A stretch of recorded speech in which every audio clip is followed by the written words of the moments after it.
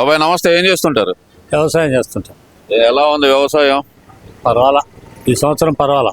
సంవత్సరం పర్లేదు. చంద్రబాబు వస్తే కనుక వ్యవసాయం దండగా అంటారు. అలాంటి వ్యవసాయంలో ఇప్పుడు చంద్రబాబు నాయుడు గారు ఉన్నారు. ఏమన్నా మీకు రైతులకు మంచి జరుగుతుంది అంటారా? దరిదాపుగా 100% జరుగుతుంది.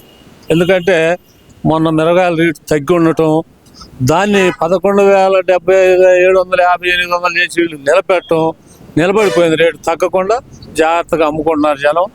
రైతులు కూడా సంతోషంగానే ఉంది, వ్యాపారస్తులు కూడా కొంటున్నారు. ఇక భయపడి లెక్క ప్రకారం ఇబ్బంది ఏం లేదు.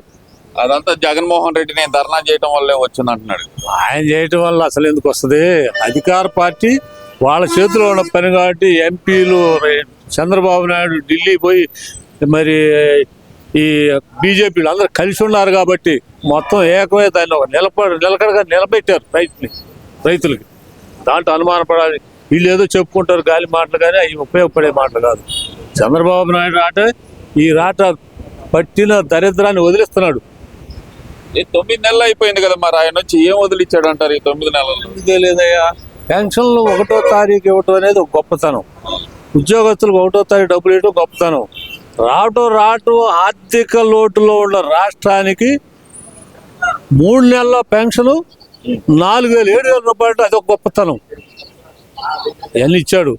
జనం సంతోషంగా ఉన్నారు, ఆనందంగా ఉన్నారు. 7,000 రూపాయలు ఒకసారి వచ్చి మనకి కరువు రోజుల్లో హాయిగా ఉంది ప్రాణానికని. అది మంచి పనే.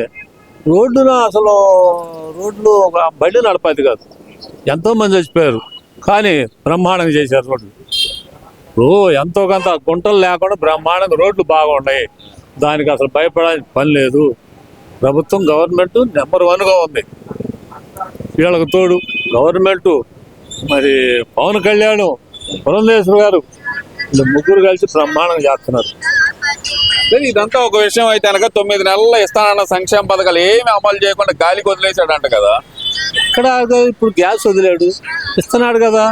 ఒక్కొక్కటి సల్లంగా తీసుకుంటూ వస్తున్నారు కదా, తేడా ఏం లేదు. ఒక్కొక్కటి సల్లంగా ఇప్పుడు పెన్షన్లు కరెక్ట్ చేశాడు, గ్యాస్ ఇచ్చాడు. రేపు ఏదో ఉగాదికి ఏదో 2 వదులుతున్నారు, బస్సు కానీ ఏదన్నా కానీ నిదానం ఇచ్చుకుంటూ వస్తున్నాడు. ఒకసారి డబ్బు లేదు, లేకపోయినా ఆర్థిక లోటు ఉన్నా కూడా ఒక్కోదాన్ని చేసుకుంటూ వస్తున్నాడు. అదే నేను ఉన్నట్టయితే ఈ పాటికి బటన్ నొక్కేవాడిని, పేద ప్రజలందరూ అకౌంట్లో డబ్బులు పడాయి. చంద్రబాబు నాయుడు వచ్చి బటన్ నొక్కటం ఆపేశాడు, పేదల బతుకు ముంచేసాడు అంటున్నాడు కదా జగన్మోహన్ రెడ్డి. బటన్ నొక్కటే డబ్బులు ఆడండి, చెవులు దాడించుకుంటే పాపం బ్యాంకుల కాడికి పోవటం రావటం. ఒట్టి బటన్లు నొక్కారు కానీ 15 ఏళ్ళ 14, 13 చేశాడు. ఇంకా అంతకు తప్పితే ఆయన చేసిందే లేదు. మొత్తం 9 సార్లు కరెంటు ఛార్జీలు పెంచి జనాన్ని ఎత్తిన ఒక పెద్ద బండ వేసాడు. గుంటూరు పోయి రావాలంటే ముందు ఏదో తినే పని లేదు, బస్సు ఎక్కి దిగితే 60 రూపాయలు కావాలా, అది పెంచాడు. ఎంత ఉండేది ఇదివరకు మీకు? 10 రూపాయలు, ఇవాళ 30 రూపాయలు, పోతే 30 వస్తే 30. అంటే 60 రూపాయలు చేశాడు. 60 రూపాయలు తక్కువ ఉన్నాడు, గుంటూరు పోవటం లేదు, ఇంటికాడ చావాల్సిందేవాడు. మరి కరెంటు నెలకి 3,000 రూపాయలకి ఎక్కువ వచ్చిన వాడికి పెన్షన్ తీసేస్తాడు. అసలు మళ్ళీ పెంచి కూర్చుంటే మొత్తం పెరిగిపోయా. 3,000 ఎందుకు, చిన్నవాడికి కూడా 3,000 వస్తుంది. కరెంటు అంత విపరీతంగా పెంచాడు. ఏమి 50 రూపాయలు వచ్చాడు, 400 వచ్చింది. ఆయన చేసింది ఏముంది? రోడ్లు అన్ని గుంటలు, రోడ్లు వేయలేదు. తేట మాత్రం అప్పులు పోరాది చేశారు. దేనికి పెట్టాడో ఎవరికి లెక్కలు తెలియదు. ప్రజలకే పనిచేశాను 3 లక్షల కోట్లు అంటున్నాడు కదా. 13 లక్షలు ఏమైనాయి? 3 లక్షల కోట్లు పంచావు, 13 లక్షల కోట్లు ఏమైనాయి?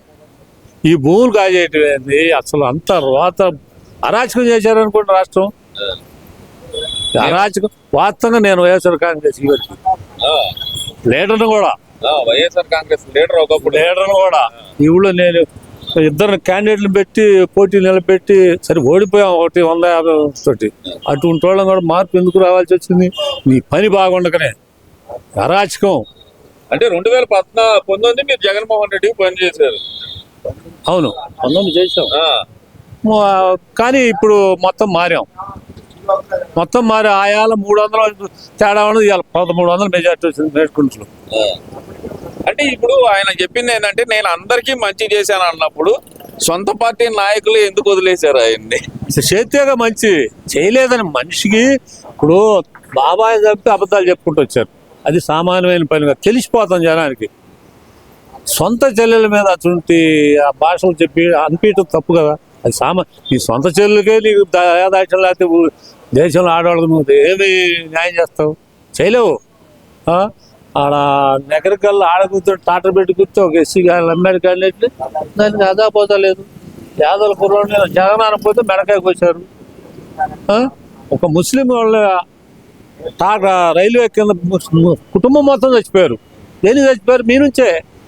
ఇటువంటి అరాచకాలు ఆ డాక్టర్ పాపం ఆయన వైజాగ్ ఆయన సుధాకర్ గారు డాక్టర్ చదువుకున్నాడు, మనం అందరం చూసాం. ఇట్లా కట్టి వాడిని హింసించి వాడు వాడు చచ్చిపెట్టాడు చేశారు. సామాన్య విషయాలు కాదు. గౌన్ల కుర్రాడు పాపం పసిపిల్లగాడు.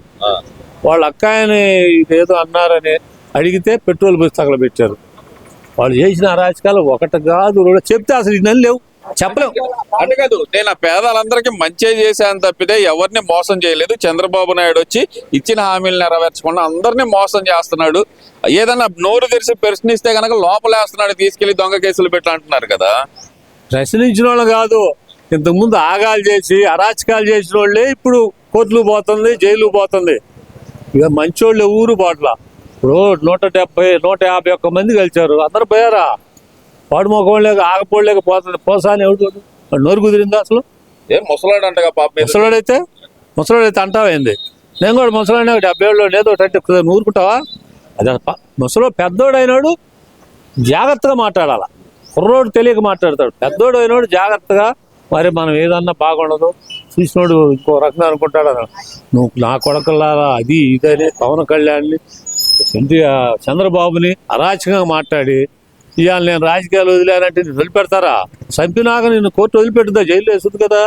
అటువంటి వాళ్ళను తప్పితే మంచి వాళ్ళని ఎవరు కదిలేలా. ఆగం చేసి ఆగం చేసిన వాళ్ళే రుజువులతో సహా ఉండే కోర్టుకి వేస్తున్నారు.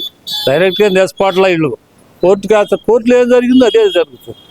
చట్టరీత్యా చేస్తున్నారు కానీ చట్టం లేకుండా ఏ పని వీళ్ళు చేయట్లేదు. సరే, ఇవన్నీ ఒకేతే అయితే కనుక జగన్మోహన్ రెడ్డి 2.0 చూస్తారంటూ ఈ మధ్యకాలంలో మళ్ళీ ఒక గ్లింప్స్ అయితే ఇస్తున్నారు జగన్మోహన్ రెడ్డి. మళ్ళీ నేను వస్తాను, ఈసారి 2.0 అంటే ఏంటో చూపిస్తాను అంటున్నాడు కదా మరి జగన్మోహన్ రెడ్డి. నాకు తెలిసి అయితే ఆ ఒకటే మిగిలేదు, ఆ పక్క ఒకటి పోద్ది, పక్కన ఒకటి పోయిందంట. గ్యారెంటీగా పోద్ది. జనం పిచ్చోళ్ళు కాదు, అందరూ చేయకొడతారు. పనులను బట్టే ఓటేస్తారు. నువ్వు సరిగ్గా చెప్తే నీకెందుకు ఓటారు? నువ్వు రాజధాని, పోలవరం, ఈ పెన్షన్లు, అరే డోక్రా డబ్బులు కూడా కాజేసావుగా. ఆడవాళ్ళ డబ్బులు కూడా 2000 కోట్లు నువ్వు కాజేసావా? పంచాయతీ డబ్బులు రాకుండా కాజేసావా? నువ్వేది మంచి చేసావు? ఈ పని నేను మంచి చేశాను. నువ్వేమీ మంచి చేయలా. నిన్ను చిత్తుగా ఓడించిన జనం. అందుకే నీకు రాజకీయం చేత కాదు, నువ్వు పనికి అర్హుడు కాదు. రాజశేఖర రెడ్డి గారు కొడుకు అనే నీకు ఓట్లేశారు, లేకపోతే నీకు జైలుకు పోయిన ఎందుకు కాదు. రాజశేఖర రెడ్డి గారు అబ్బాయి బాగా చేస్తాడు, ఆయన చేశాడు కదా. అవును, తండ్రిని మరిపించే పాలన చేసి తండ్రి ఫోటో పక్కన నా ఫోటో ఉండేటట్టు చేసుకుంటా అన్నాడు కదా. మరి మరిపించాడుగా, ఆ మంచితనం తీసేశాడుగా. చివరు అంబేద్కర్ పేరు తీసేసి ఆయన పేరు పెట్టుకునే స్థితికి వస్తే, ఆయన అంబేద్కర్ గారు ఆయన మహానుభావుడు. ఎందుకంటే ఇదంతా రాసి అందరూ సమానంగా జాగ్రత్త కింద పైకి వచ్చేటట్టు అందరూ బ్యాలెన్స్ చేయాలని ఒక రాత రాశాడు. దాన్ని రాజ్యాంగబద్ధంగా జరుగుతుంది. ఆ పేరు కూడా తీసేసి నీ పేరు పెట్టుకున్నట్టు నువ్వు సామాన్యుడుగా ఎన్టీ రామారావు పేరు తీసి మీరు పెట్టుకుంటే ఇంకా వాళ్ళ నాన్న ఏమన్నా ఉందో తీసేసి పెట్టుకుంటే టైం లేదుగా, ఇక అయిపోయాడు. వాళ్ళ నాన్న కూడా మంచి చేయడు. వాళ్ళ నాన్న పేరు తీసేసిందే జగన్మోహన్ రెడ్డి.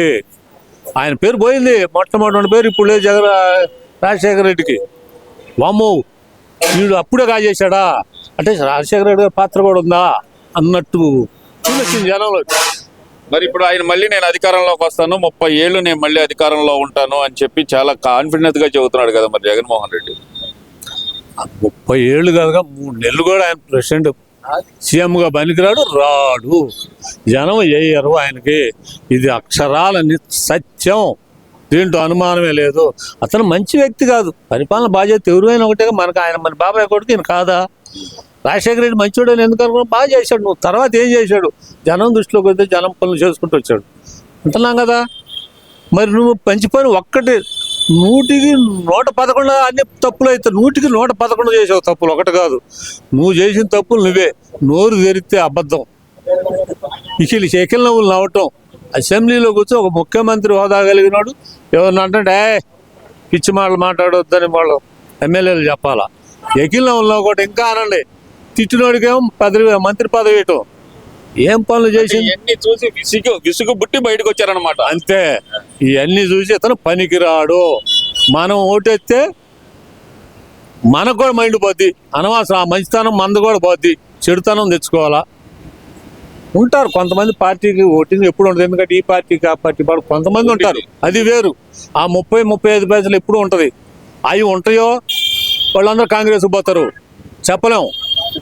ఈయన కాడ ఉంటారని నమ్మకమే లేదు, కాంగ్రెస్కి పోవచ్చు. కాంగ్రెస్ దగ్గర ఇన్ని తప్పులు లేవు. మరి జాతీయ పార్టీ సరే లంచగొడతాను వచ్చి పోయారు, కానీ లేకపోతే వాళ్ళు కాంగ్రెస్ పార్టీ దగ్గర మంచితనం ఉంది, అందరిని జాగ్రత్త చూసుకునే విధానం ఉంది, జనం అటు పోవచ్చు. ఓకే, అయితే ఓవరాల్ గా అయితే జగన్మోహన్ రెడ్డి 2.0 ఉండదంటారు. అస్సలు 1 పాయింట్ కూడా లేదు, ఏ మాట 1 పాయింట్ కూడా లేదు. అతనికేస్తే ఓటు మురిగిపోయిన కింద లెక్కే, అతను మనిషి కింద రాడు లెక్క. నీతి నిజాయితీ అన్ని కలిసినోడు ఎవడు అతనికి ఓటేయడు.